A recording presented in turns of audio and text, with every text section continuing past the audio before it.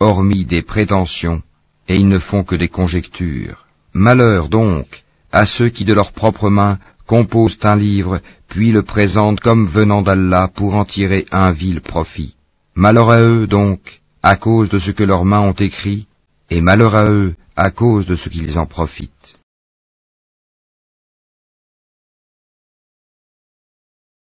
Toute âme goûtera la mort, mais c'est seulement au jour de la résurrection que vous recevrez votre entière rétribution.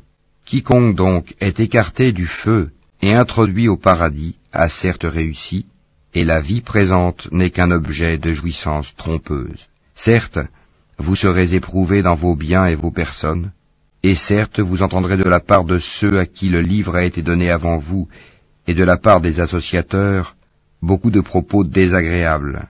Mais si vous êtes endurants et pieux, voilà bien la meilleure résolution à prendre.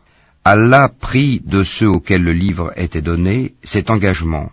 Exposez-le, certes, aux gens, et ne le cachez pas. Mais ils l'ont jeté derrière leur dos, et l'ont vendu à vil prix. Quel mauvais commerce ils ont fait. Ne pense point que ceux-là qui exultent de ce qu'ils ont fait, et qui aiment qu'on les loue pour ce qu'ils n'ont pas fait, ne pense point donc qu'ils trouvent une échappatoire au châtiment. Pour eux, il y aura un châtiment douloureux. À Allah appartient le royaume des cieux et de la terre, et Allah est omnipotent.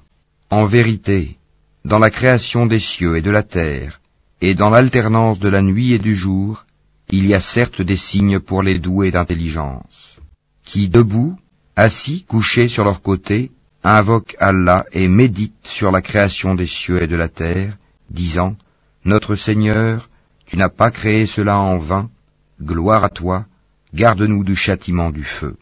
Seigneur, quiconque tu fais entrer dans le feu, tu le couves vraiment d'ignominie, et pour les injustes, il n'y a pas de secoureur. Seigneur, nous avons entendu l'appel de celui qui a appelé ainsi à la foi, croyez en votre Seigneur, et dès lors nous avons cru. Seigneur, pardonne-nous nos péchés, efface de nous nos méfaits, et place-nous à notre mort avec les gens de bien.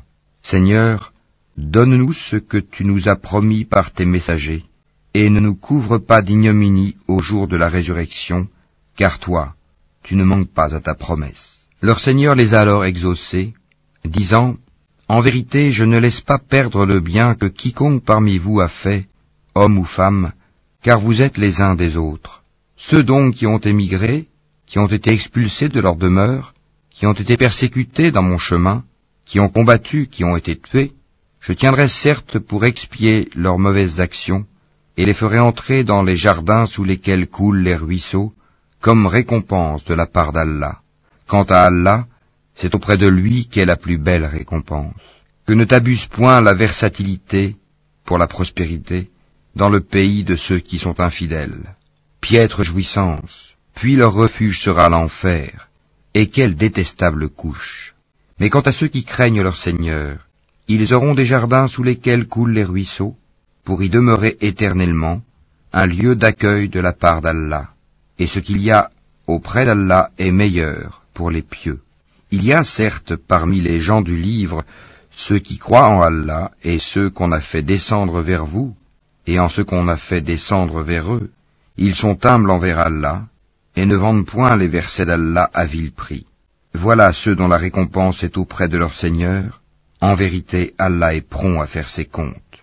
Ô les croyants, soyez endurants, incitez-vous à l'endurance, luttez constamment contre l'ennemi, et craignez Allah, afin que vous réussissiez.